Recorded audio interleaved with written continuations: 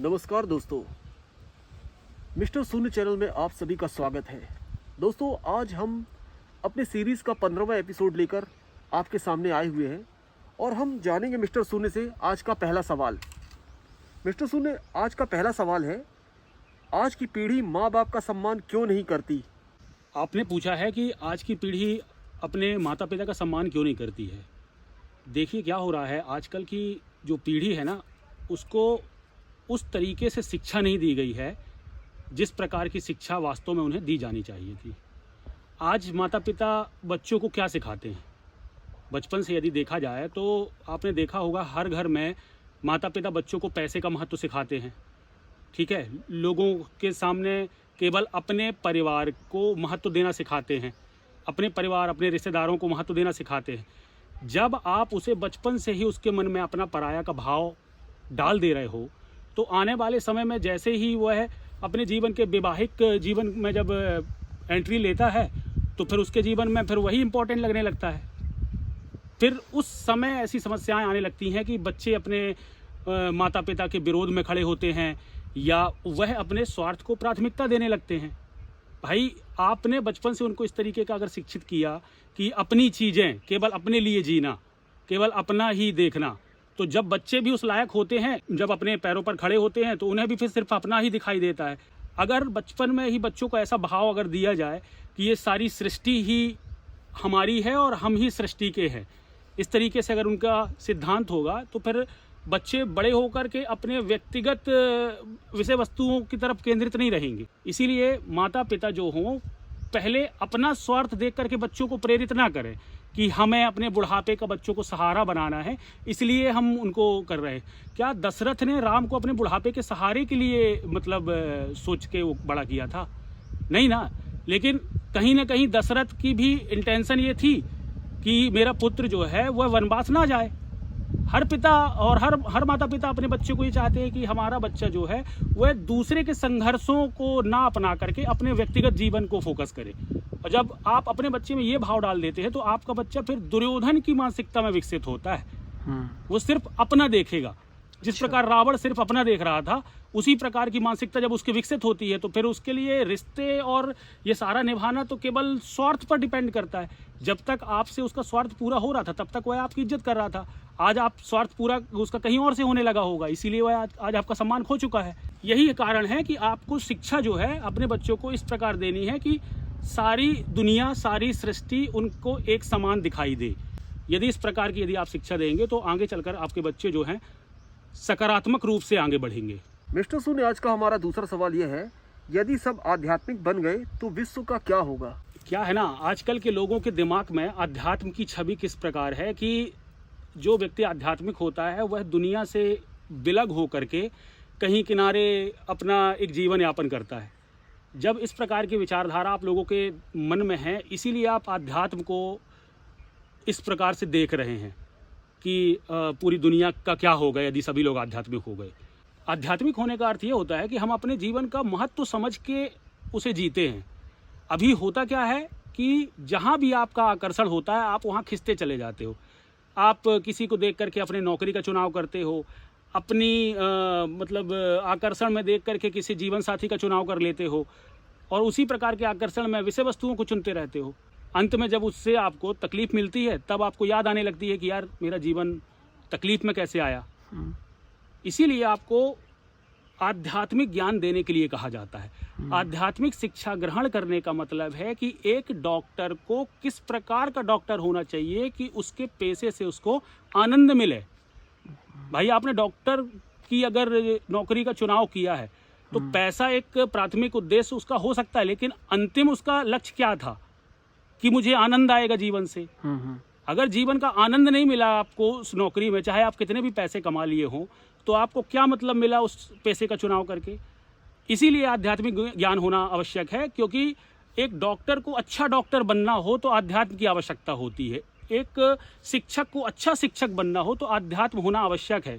और यहाँ तक कि मैं कहूँगा कि दुनिया का कोई भी व्यक्ति यदि आध्यात्म के साथ चलेगा तो अपने जीवन को तो वह दुखी होने से बचाएगा ही बचाएगा, साथ में इस प्रकृति में उसका बहुत ही ज़्यादा सकारात्मक योगदान होता है। और समाज में आजकल का जो समाज का पैमाना है ना, तो समाज को हम इसलिए नहीं कह सकते, कंसीडर नहीं कर सकते, क्योंकि सब समाजों ने अपनी एक आइडेंटिटी क्रिएट कर ली है अलग अलग। अच्छा। और सबकी आइडेंटिटी क्रिएट होने से क्या हो रहा है कि जैसे एक 12 कलर है, सपोज रंग है 12, किसी को काला कलर पसंद है, किसी को लाल कलर, किसी को पीला, इस तरीके से सब लोग अपने अपने कलर बांट लिए हैं। जबकि सबको वाटर लिक्विड में रहना था, मतलब हम पर कोई भी कलर आप डालो हमें फर्क नहीं पड़ता, हम किसी भी कलर को ऑब्जर्व कर लेते हैं, हम किसी भी कलर को हम पसंद करते हैं। अभी सब ने अपने अपने कलर अलग बना लिए, अब मिलने का सवाल ही पैदा नहीं हो रहा सबको, जबकि अपनी एक प्रायर आइडेंटिटी में जाना होगा। अगर हम चाहें कि हम सब एक हो जाएं आध्यात्मिक तौर पर, हम मिलें, तो हमें एक आध्यात्मिक आइडेंटिटी अपनी बनानी होगी। आध्यात्मिक आइडेंटिटी का मतलब क्या होता है कि आपको अपने आत्मा तक पहुंचना होगा। जिस दिन आप अपनी आत्मा तक पहुंचे तो सबकी आइडेंटिटी फिर सेम हो जाएगी। भाई हर व्यक्ति अपनी आत्मा तक पहुंच गया तो फिर उसमें भेदभाव कैसे बचने वाला है। आपका जो विचार है ना कि आध्यात्मिक ज्ञान से सृष्टि का क्या होगा, संसार का क्या होगा, क्या यह चल पाएगी जी। मैं निश्चित रूप से यह कह सकता हूं कि यदि 10% लोग भी आध्यात्म को सही तरीके से समझ गए तो यह पूरा विश्व स्वर्ग बनते देर नहीं लगेगी। अच्छा। क्यों, आप देख रहे हो आज जितने भी लोगों ने बड़े बड़े आविष्कार किए हैं, बड़ी बड़ी चीज़ों का निर्माण किया है, क्या वह आध्यात्मिक नहीं थे? आध्यात्म का मतलब क्या होता है? अपने कर्म की पूजा करना, आपके कर्म की पूजा करना, उसमें पूरा समर्पित हो जाना।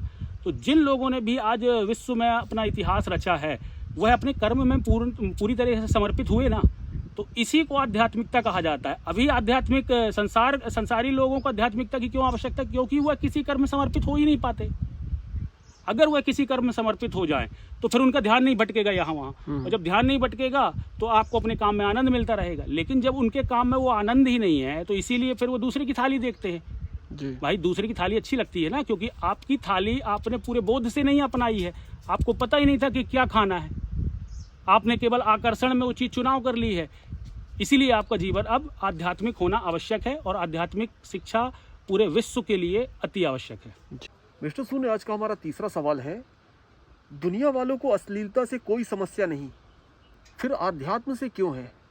दुनिया को आध्यात्मिक लोगों से समस्या इसलिए है क्योंकि जो आध्यात्मिक मार्ग पर चलते हैं ना जी, वह किसी और के गुलाम नहीं बन पाते। और ये संसार क्या है? ये संसार आपको गुलाम बनाना चाहता है। यदि आप अश्लीलता की तरफ बढ़ रहे हैं तो किसी न किसी क्षेत्र में तो आप उनके गुलाम बन ही जाएंगे, किसी न किसी रूप में तो आप उनके कंज्यूमर बनेंगे ही ना। क्योंकि यदि आप अश्लीलता की तरफ बढ़ रहे हैं तो स्वाभाविक बात है आप एक पुरुष देह या स्त्री देह की तरफ आकर्षित होंगे, और जब उनकी तरफ आपको आकर्षित होना होगा तो आपको बहुत सारे कॉस्मेटिक्स और पता नहीं किन किन चीज़ों की रिक्वायरमेंट होगी। तो इस प्रकार आप उन संसारियों के गुलाम हैं, इसीलिए उनको वहाँ प्रॉब्लम नहीं हो सकती, आपको ना उसके लिए कोई प्रॉब्लम आएगी, ना उस चीज़ का ज़्यादा विरोध होगा मेन स्ट्रीम पर। लेकिन यदि आप आध्यात्मिक मार्ग में जाने वाले व्यक्तियों को देखेंगे तो उनको उनके पीछे हर तरह की मीडिया ज़्यादा पढ़ने का प्रयास करती है। उसका सबसे बड़ा कारण क्या है कि यदि आध्यात्मिक मार्ग का कोई व्यक्ति होता है तो वह अपने आनंद तक इन सांसारिक लोगों के माध्यम से नहीं पहुंचता। भाई वो सीधा भगवान से कनेक्ट है तो उसकी आत्मा से वो कनेक्टेड हो जाता है, वह खुद में आनंदित रहना सीख जाता है। अच्छा। और जब वह खुद में आनंदित रह रहा है उसे किसी भी चीज़ की ज़रूरत नहीं है आनंदित रहने के लिए। अभी क्या है, यदि आपको परफेक्ट मैन बनना है तो आपको सूट पहनना होगा, यदि आप इस ब्रांड का चश्मा लगाएंगे तो ही आप परफेक्ट व्यक्ति दिखेंगे। इस तरीके की साइकोलॉजी क्यों डेवलप की जा रही है? क्योंकि आप जो परम सुख होता है जिसके पीछे आप भाग रहे हैं वो है, कंपनियां ये दिखाना चाह रही है, दुनिया आपको ये दिखाना चाह रही है कि ये हमारे पास है सुख, हमारे माध्यम से ही आपको प्राप्त होगा। और जब उनको दिखता है यार आध्यात्मिक मार्ग क्या है, आध्यात्मिक मार्ग होता तो प्रभावशाली है। आपने देखा होगा कि लोग कितनी भी तरक्की पर पहुंचे हों लेकिन उनको सिर्फ और सिर्फ आध्यात्मिक मार्ग ही आकर्षित कर पाता है। ठीक है, आध्यात्मिक मार्ग में आने वाला व्यक्ति अपनी सारी तरक्की छोड़ने को भी तैयार हो जाता है। क्यों इतना आकर्षण है अध्यात्म में? क्योंकि जिसने सारी तरक्की की होगी, जिसने सांसारिक जीवन के सारे आनंद उठाए होंगे जी। उसको ये चीज़ पता चल जाती है कि दुनिया के मैंने एक से एक ऐश किए लेकिन मेरे को वो सुख और वो आनंद नहीं मिला जो ये आध्यात्म के मार्ग में मिला। और जब उसको उस परम सुख की अनुभूति होती तो वो जल्दी से उस चीज़ को समझ पाता कि हाँ यार ये इससे ज़्यादा तो कुछ भी नहीं है। लोगों के निरंतर जो है विषय बदलते रहते हैं और तरह तरह के विषय को अपना करके आप उस आनंद को ही खोज रहे होते हैं। जो आनंद आपके कस्तूरी वृक्ष की तरह आप ही के अंदर छुपा हुआ है, आपके ही अंदर छुपा हुआ है ना। यदि किसी विषय में किसी मान लीजिए अगर आप मानते हैं कि मुझे गाड़ी खरीदने का शौक है, मुझे गाड़ी खरीदने का मन है मेरा, उसको प्राप्त करने के बाद मेरे को बहुत खुशी होगी। तो यदि गाड़ी में खुशी होती तो हर व्यक्ति गाड़ी वाला खुश दिख रहा होता आपको। आप जिस भी विषय वस्तुओं को, चाहे मोबाइल हो, चाहे गाड़ी हो, या कोई भी चीज़ आप अपने जीवन में लाना चाहते हैं, तो आप ये देख लीजिए कि वह विषय वस्तु जिस व्यक्ति के जीवन में है, क्या उससे वह खुश है। और केवल एक दो लोगों का जीवन देख कर के आपको ऑब्जर्व नहीं करना चाहिए ये, क्योंकि कोई भी फॉर्मूला बनता है तो वह सब लोगों पर टेस्ट किया जाता है ना। अब ऐसा तो नहीं है कि दो लोगों को उसका इम्पैक्ट नहीं हो तो तीसरे को नहीं हो सकता। हम उसको हर तरीके से जांच करेंगे, और जब वह हर तरीके से परफेक्ट होगा तभी हम उस चीज़ को अपने जीवन में अप्लाई करने का प्रयास करते हैं। तो इसीलिए जब आप देखेंगे कि यार जिन विषयों के पीछे मैं भाग रहा हूँ उनसे तो लोग खुश नहीं है, और फिर आपको समझ में आएगा कि आध्यात्मिक मार्ग की क्या कीमत होती है। अभी क्या हो रहा है, लोगों को लग रहा है कि आध्यात्मिक मार्ग में जाने वाले लोग जो होते हैं वह हमारे जीवन को मतलब बर्बाद कर देंगे, या हमारी जो ज़िंदगी चल रही है, जो हमारा एंजॉय चल रहा है, वह सब हमको बंद करना पड़ेगा, एकदम सात्विक जीवन में रहना पड़ेगा। इसी कारण क्या है, लोग समझ नहीं पाते कि यार हम आध्यात्म का विरोध कर रहे हैं, कहीं ऐसा तो नहीं है कि इसका विरोध करते करते ये हमारे जीवन को दर्दनाक स्थिति में लाके खड़ा कर देगा। जिन देशों में ज़्यादा अश्लीलता देखी गई उन देशों में आध्यात्मिक गुरुओं को ज़्यादा सम्मान मिला। जो भारत से आध्यात्मिक गुरु गए उन देशों में तो वहाँ ज़्यादा सम्मानित किया गया। क्यों? क्योंकि आप ये देखेंगे कि जिस चीज़ में जीवन लोगों ने लिप्त किया और वहाँ से उनको वह सुख नहीं मिला, तो स्वाभाविक बात है वह दूसरा रास्ता ट्राई करेंगे। और जब उन्होंने वह रास्ता आध्यात्मिक मार्ग ट्राई किया तो अपने आप उसमें इतना आकर्षण था कि उन्होंने अपने पूरे जीवन को बदल दिया। और ये चीज़ें होते हुए बुद्धिजीवियों ने देखा है। तो जो उस पक्ष में खड़े हैं कि हमें लोगों से प्रॉफिट कमाना है, लोगों से लाभ कमाना है, यही लोग तो हमारे शिकार हैं। अभी यही लोग यदि सब आध्यात्म मार्ग में चले जाएंगे तो एक कम वस्तुओं में खुश रहने लगेंगे, छोटी छोटी चीज़ों में खुश हो जाएंगे, तो फिर बड़ी चीज़ें कौन खरीदेगा। अभी आपके मॉडल को एक थोड़ा सा टेढ़ा करके फिर ये करते, फिर 3 कैमरा लगा के, चौथा कैमरा लगा के आपको आकर्षित करते रहते हैं तरीके से। और जब आप आध्यात्मिक हो जाते हैं तो फिर इन चीज़ों का प्रभाव नहीं पड़ पाता, उनके एड इंडस्ट्री पूरी खत्म हो जाती है। इसीलिए अश्लीलता वाले मार्ग में लोगों को नहीं रोका जाता बजाय कि आध्यात्म के, क्योंकि अध्यात्म का जो व्यक्ति होता है वह किसी का गुलाम नहीं होता, सिर्फ परमात्मा का गुलाम बनता है। तो जब परमात्मा की आप गुलामी करते हो ना तो ये दुनिया से आप आज़ाद हो जाते हो। मिस्टर सुन, हमारा अगला सवाल ये है, क्या जीवन में जो चाहे वो मिल सकता है? मुद्दा ये होना चाहिए कि जीवन में आप जो चाह रहे हैं यदि वो मिल गया तो क्या आप खुश रहेंगे, क्या आपका जीवन बेहतर होगा। यदि आपका प्रश्न इस विषय से है तो आप जो चाह रहे हैं जरूरी नहीं है ना कि आपकी चाहत आपके अनुरूप भविष्य में आपको उसी प्रकार आनंदित करेगी। एक बच्चे की यदि चाहत की बात की जाए तो बच्चा क्या सोचेगा कि मैं पूरा जीवन खिलौनों से खेलता रहूं। निश्चित रूप से आपका प्रश्न जो है कि कई किताबें भी इस चीज़ पर दावा करती हैं कि इंसान के कॉन्शियस माइंड में इंसान जो चाहता है, जो विचार करता है, उस चीज़ को प्राप्त कर लेता है। लेकिन व्यक्ति उस विषय को नहीं चाह रहा है, उस विषय के माध्यम से व्यक्ति आनंद ढूंढने का प्रयास कर रहा है। यदि कोई व्यक्ति मान लीजिए कॉन्शियस माइंड में अपने डाल रहा है कि मैं आईपीएस ऑफिसर बनना चाहता हूँ, तो उसका उद्देश्य आईपीएस के पीछे क्या है, अपने जीवन को अच्छा करना है ना जी हाँ। कि उसका जीवन आनंद के साथ कटेगा, अच्छा कटेगा। और एक जो आईपीएस का पोजीशन जो है वह अभी लोगों के सामने रिस्पेक्टेड है, तो लोगों से सम्मान भी मिलेगा। तो कहीं ना कहीं उसके पीछे उसका इंटेंशन क्या है कि सम्मान के साथ जीवन जीऊंगा तो जीवन मेरा आनंदित रहेगा। और ये विचार जब आप किसी भी अपने स्टेज पर सोचते हैं तो इसका जो रिफ्लेक्शन आता है ना, जो इसका परिणाम आता है, वह व्यक्ति की मनोस्थिति के अनुसार आता है। जैसे उदाहरण दें कि यदि कोई व्यक्ति है जो सारा दिन नशे में लिप्त रहता है तो वो अपने कॉन्शियस माइंड में क्या चीज़ की डिमांड करना चाहेगा, उसी तरीके की जीवन की जो लाइफ है उसकी एक्सपेक्टेशन वो कि यार मेरे को बढ़िया कोई बोलने वाला नहीं हो, मैं डला रहूं सारे जीवन। तो मनुष्य का जीवन जो चाहे उसको वो मिल जाए, इस प्रकार नहीं होना चाहिए।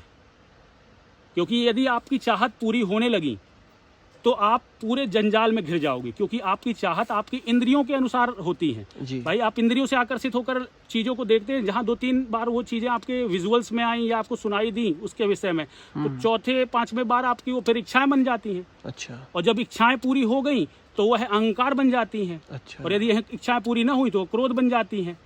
सिंपल ये कनेक्शन है ना एक दूसरे से। इसीलिए जीवन में आप ऐसा मत बनिए कि मैं जो चाहूँ वो मुझे मिल जाए। पहले जो चाह रहे हैं आप, उसके पीछे का पहले आधार चुनिए कि इसको चाहने से क्या केवल आपके जीवन को खुशी मिलने वाली है, केवल आप खुश रहने वाले हैं उस चीज़ से। यदि केवल आपकी खुशी छुपी हुई है उस तत्व में, तो निश्चित रूप से वो आपको दुख देगी। क्योंकि इस संसार का ये रूल है कि हमारा जो खुशी होती है वही हमारा दुख बन जाता है। जो भी आप अपने लाइफ में सोचना चाहो तो किसी के लिए उसका अर्थ होना चाहिए, बजाय कि आपके।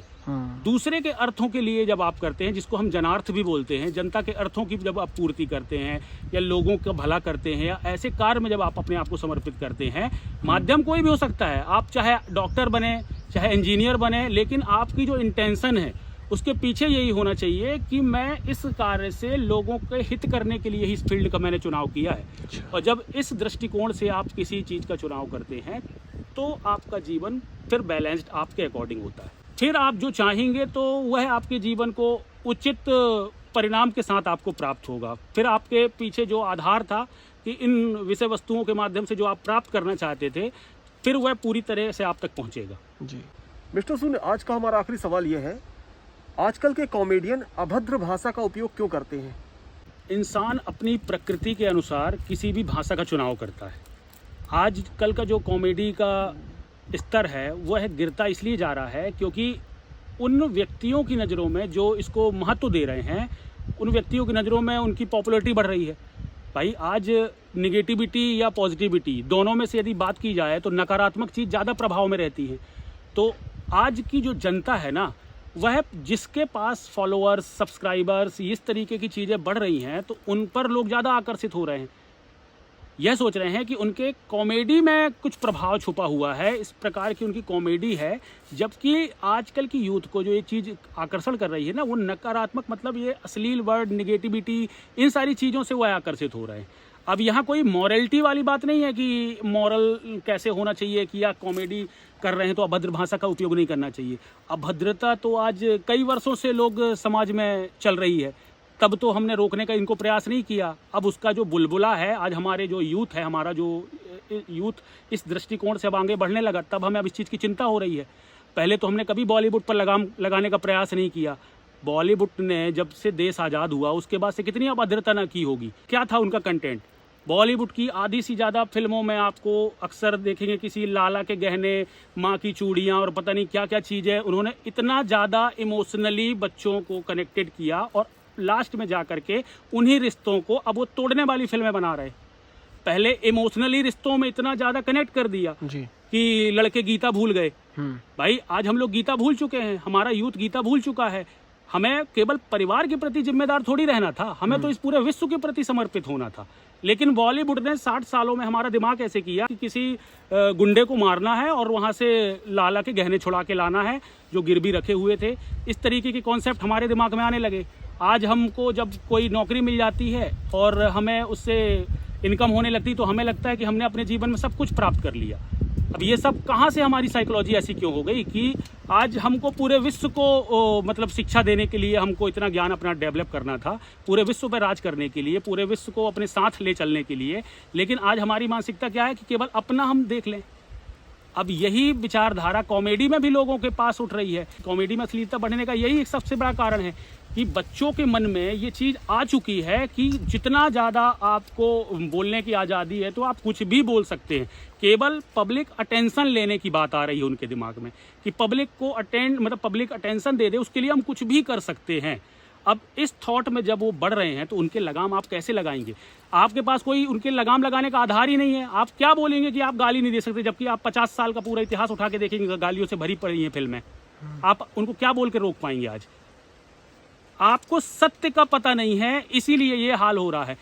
हमने अर्थ को प्राथमिकता दे दी समाज में। अर्थ मतलब क्या होता है? धन। जिसके पास ज़्यादा धन होगा वही व्यक्ति सम्मानित होगा। अब इस कारण क्या हो रहा है कि किसी भी मार्ग से पैसा आ जाए, चाहे गालियां दे करके, अश्लीलता फैला करके, किसी भी मार्ग से पैसा आ जाए, यदि मेरे पास पैसा हो जाएगा तो मैं सम्मानित हो जाऊंगा। रिश्तों को भी नहीं देखा जा रहा है। रिश्तों का सम्मान तभी हो सकता है जब आपके जीवन में सत्य होगा, तभी आप जीवन में किसी का सम्मान कर पाएंगे। सम्मान ऐसा मॉरलिटी थोड़ी है कि आप किसी को मतलब सिखा दोगे। वो चीज़ तो दिल से आनी चाहिए ना। सम्मान का मतलब क्या है? वास्तविक सम्मान आपके हृदय से उत्पन्न होता है, और जब आपके हृदय में लोगों के प्रति प्रेम नहीं है, सम्मान नहीं है, तो उसका सबसे बड़ा कारण यही है कि आपकी शिक्षा में कहीं ना कहीं ये चीज़ आ चुकी है कि सबसे ज़्यादा महत्व धन का है। और जब ज्ञान का महत्व ना हो करके धन को यदि महत्व दिया जाने लगेगा जिस समाज में, उस समाज की पीढ़ी इस दृष्टि से तो आगे बढ़ेगी ही बढ़ेगी। अभी तो ये केवल शुरुआत है। आने वाले समय में आप देखेंगे कि किस तरीके का लेवल कॉमेडी का या फिल्मों का और किस किस दृष्टि से लोग नीचे जाएंगे कि आप खुद देखेंगे।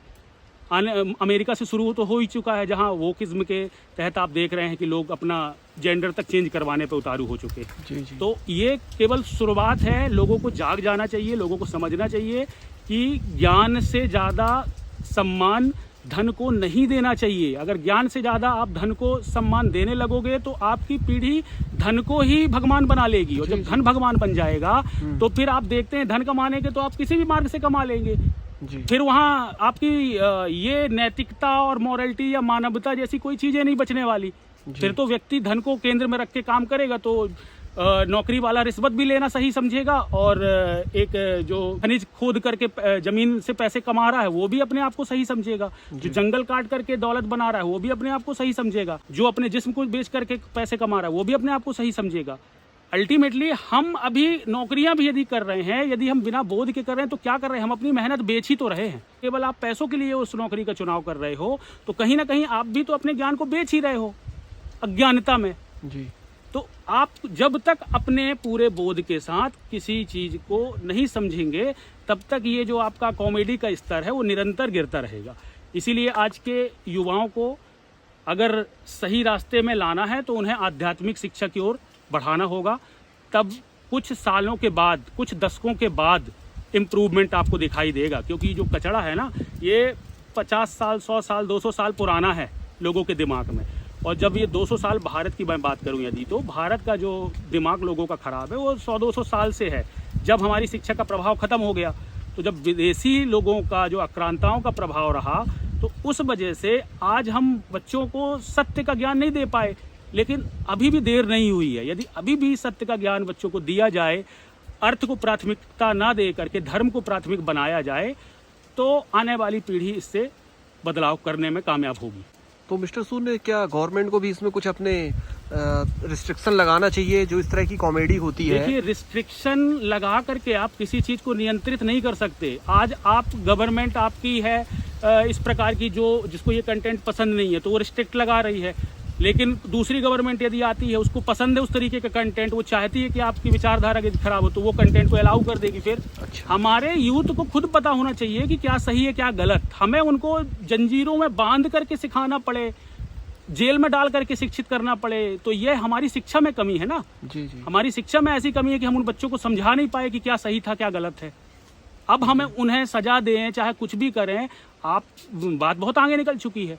अच्छा, अभी भी रीसेट करने का। अब जो पीढ़ी 5 साल 10 साल के जो बच्चे हैं, आप उनको अभी से कंट्रोल नहीं कर पा रहे हो। अभी से आप नहीं समझ रहे हो कि वो अपने यूट्यूब पर क्या देख रहे हैं, इंस्टाग्राम पर कौन सी रीलें देख रहे हैं। अब आने वाले 15 साल बाद जब इस तरीके की हरकत करेंगे तो आप उनके लिए भी बस इसी तरीके करोगे कि हमें रिस्ट्रिक्शन करना चाहिए, जेल में डालना चाहिए। आप कर लीजिए कितना भी, आप जेल आपको बढ़ानी पड़ेगी, लेकिन बच्चों की मानसिकता नहीं बदलेगी जब तक आप उनकी शिक्षा नहीं बदलेंगे। अच्छा, तो मिस्टर सुन, आज का एपिसोड हम यहीं समाप्त करते हैं। आज आपने सारे सवालों के जवाब बहुत ही गंभीरता से और बहुत ही सहजपूर्ण तरीके से दिए, तो सभी दर्शकों को हमारा नमस्कार।